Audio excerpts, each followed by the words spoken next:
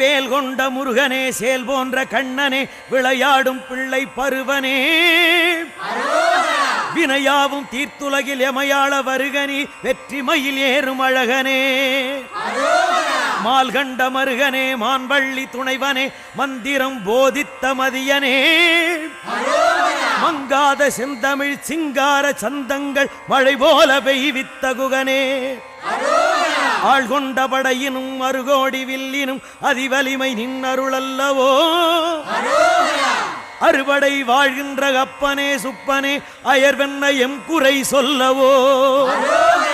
பால் கண்ட பழம் போல பார்வையால் பக்தரை பாலிக்கும் பாலகா முருகா,